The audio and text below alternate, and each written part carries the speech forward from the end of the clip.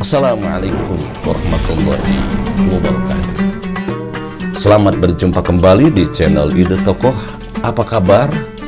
Semoga Anda sehat selalu dan selamanya diberikan kemudahan rezeki yang halal, juga berkah dan tanpa batas. Amin. Allahumma ya Allah ya rabbal alamin.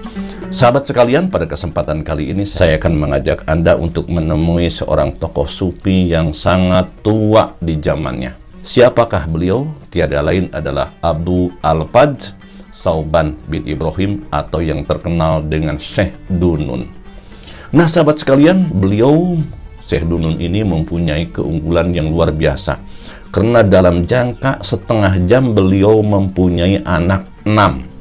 Waktu setengah jam, coba bayangkan, beliau mempunyai anak 6 yang semuanya itu sudah lahir langsung.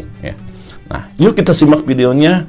Tapi sebelumnya saya mohon kepada Anda untuk mendukung channel ini dengan cara menekan tombol subscribe, like, dan share kepada teman-teman Anda. Yuk kita lanjutkan video ini.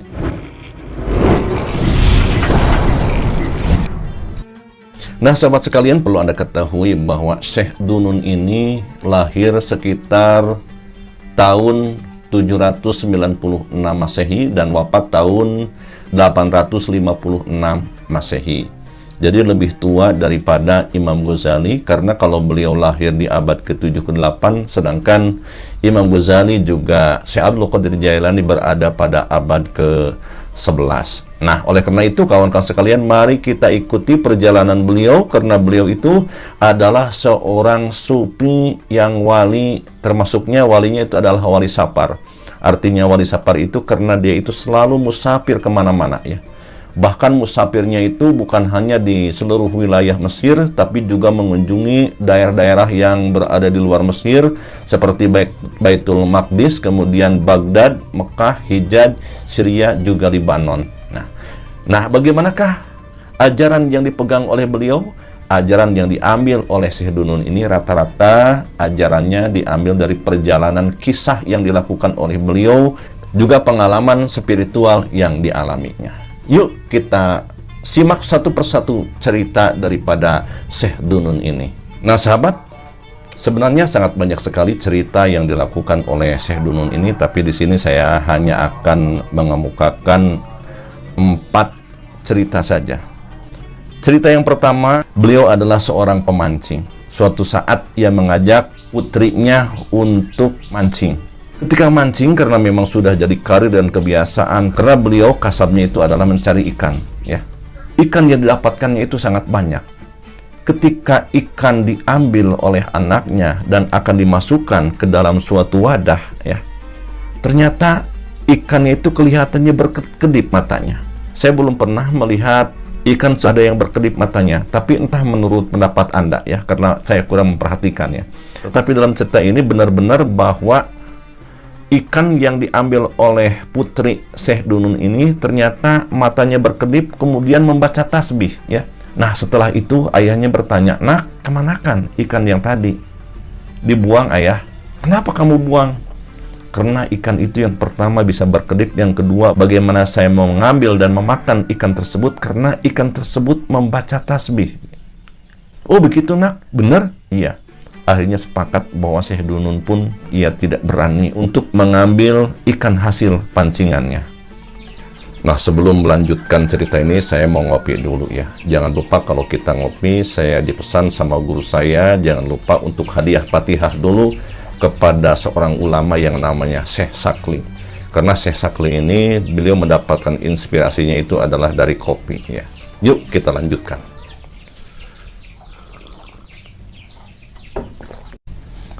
Nah, mari kita lanjutkan cerpen yang kedua. Sahabat sekalian, Syekh Dunun ini diceritakan merasa kebingungan. Karena bagaimana ia tega mengambil ikan, bahkan memakan. Juga bagaimana ia tega untuk dijadikan kasab dari ikan, karena ikannya itu sedang membaca tasbih juga dzikir ya. Yang akhirnya pengalaman spiritual beliau akhirnya berjalan ya, musafir lagi. Di saat beliau akan berangkat ke Libanon, di tengah perjalanan dia merasa capek. Kemudian terlelap tidur di bawah sebuah pohon. Tengah-tengah tidur ternyata ada sarang burung yang jatuh di badannya. Ketika dilihat ternyata sarang burung tersebut ada anaknya, ya, ada anak burung. Ia lihat anak burung ini masih kecil, ya, belum bisa terbang, belum bisa mencari makan. Bagaimana burung ini akan bisa makan, ya? Ia merasa bingung. Ketika diteliti lagi ternyata burungnya tersebut tidak melihat, ya, matanya. Lebih bingung lagi bagaimana ini nasib burung ini ke depannya. Setelahnya ia berdoa kepada Allah dan mengajukan pertanyaan kepada Allah, maka datanglah 2 piring dari dahab dan pidoh, yakni piring emas dan piring perak. Yang piring emas terdapat makanan, kemudian yang piring perak terdapat air. Yang akhirnya dengan sendirinya ia mengambil makanan tadi, dan kenyanglah burung tersebut. Ia merenung, kalau saya memang kasabnya dari ikan, tidak diperbolehkan. Ternyata burung pun secara goib makan, masa saya harus kalah tawakal oleh burung?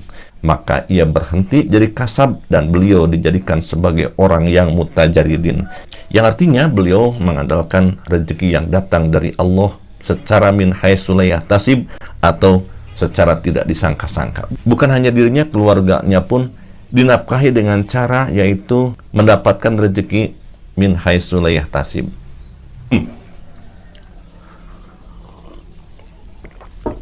Yuk kita lanjutkan kepada cerita yang ketiga, ya.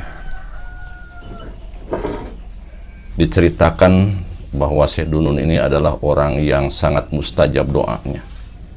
Jadi saciduh metu saucap nyata urus sadurung winarah. Penglihatan batinnya sangat tajam, ya. Doanya sangat mustajab. Konon katanya bahwa Syekh Dunun ini mempunyai sebuah amalan yang namanya adalah Ismul A'dham. Nah, Ismul A'dham ini supaya dikasihkan kepada santrinya tersebut, konon katanya harus mengabdi. Yang akhirnya santri tersebut mengabdi bertahun-tahun, ya, sapu-sapu, bersih-bersih, melayani Syekh Dunun dalam kesehariannya. Diceritakan sudah lama bertahun-tahun, ternyata Ismul A'dham tersebut belum juga diwariskan kepada santri tersebut. Yang akhirnya ia bertanya kepada gurunya, "Guruku, bukankah engkau tahu aku ini adalah orang yang soleh? Kenapa engkau belum juga menurunkan Ismul A'dham kepadaku?" Dengan tersenyum, Syekh Dunun menunda dulu jawabannya. Ia mengharap besar bahwa ia akan memberikan Ismul A'dham tersebut. "Baiklah, kalau engkau ingin mendapatkan Ismul A'dham, maka tolong hadiah ini, bingkisan ini berikan kepada teman saya yang ada di kampung seberang. Tapi tolong bingkisan ini jangan engkau buka. Sedikit pun engkau jangan buka." "Baiklah guruku, saya akan sampaikan dan saya akan menepati amanah guru." Di tengah-tengah perjalanan ia merasa aneh. Kenapa di dalam bungkusan tersebut seperti ada yang bergerak-gerak? Apa ini dalamnya? Kemudian ia terpaksa membuka bingkisan tersebut. Setelahnya dibuka, ternyata keluarlah tikus. Waduh, untung saya buka. Ternyata dalamnya adalah tikus. Ini guruku mau mempermalukan saya. Kemudian ia balik lagi kepada Syekh Dunun. Ia berkata, "Guru, kenapa engkau mempermainkan aku? Bukankah aku ini diberikan amanah untuk memberikan kepada orang yang terhormat? Kenapa di dalamnya itu adalah hanya seekor tikus?" Nah, kemudian Syekh Dunun menjawab, "Berarti engkau tidak menepati janji, tidak akan membuka bungkusan tersebut. Baiklah, walaupun engkau telah mengabdi bertahun-tahun di pesantrenku atau di padepokanku, sekarang kamu tidak akan saya kasih Ismul A'dham. Silakan kamu mencari Ismul A'dham dari ulama yang lain saja." Tentu saja cerita ini merupakan contoh agar kita menjadi orang yang benar-benar bersih dan ikhlas. Nah, kita lanjutkan sahabat sekalian kepada cerita yang keempat yang merupakan cerita yang terakhir.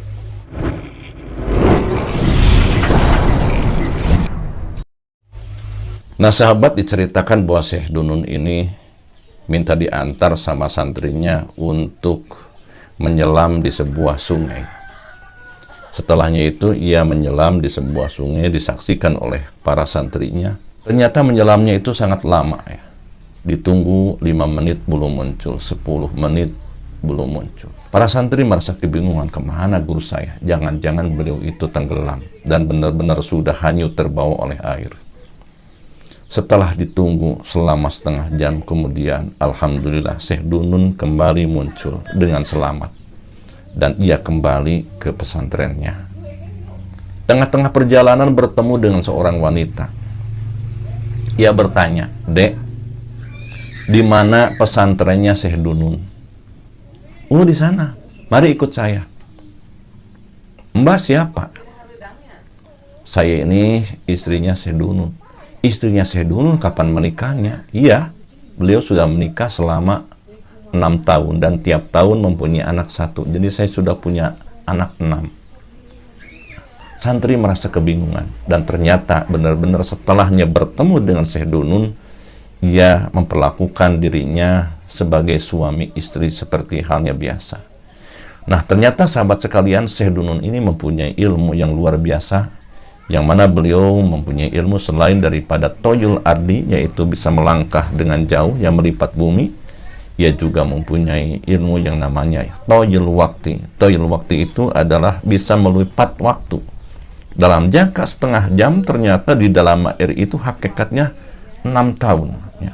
Itulah kekuasaan seorang wali, sahabat sekalian, yang mana jarang dimiliki oleh orang-orang di zaman sekarang. Ya. Nah, oleh karena itu, sahabat sekalian, orang yang bisa toyul waktu itu di antaranya adalah Rasulullah SAW. Beliau dalam jangka 63 tahun usianya, tapi ajarannya seakan-akan ribuan tahun. Seperti contoh yang lain, Imam Ghazali usianya cuma 53 tahun, tapi dikajinya ilmu Imam Ghazali melebihi daripada 53 tahun. Ya. Itulah karomah daripada para wali yang mempunyai ilmu yang namanya toyul ardi, bisa melipat bumi, kemanapun bisa sampai. Tadi diceritakan bahwa Syekh Dunun itu sudah ada di Mekah, sudah ada di Yaman, ya, sudah ada di Lebanon, ya, sudah ada di Mesir karena musafirnya. Nah, itu tidak semata-mata jalan kaki, tapi beliau itu bisa toyul ardi atau bisa melipat bumi. Itu saja, mudah-mudahan jadi kajian buat kita, sahabat sekalian. Dan dari pelajaran Syekh Dunun ini, kita dalam mengkaji sesuatu, jangan hanya disadarkan kepada akal pikiran seperti halnya adalah Jabariyah. Tapi kita ini adalah seorang pengikut Asy'ariyah atau Al-Maturidiyah, yang mana paham kita mengambil antara tengah-tengah Jabariyah juga Qadariyah, yang tidak melepaskan antara hakikat juga akal pikiran. Terima kasih atas segala perhatian, mohon maaf atas segala kesalahan. Jangan lupa Anda menulis komentar di bawah. Terima kasih.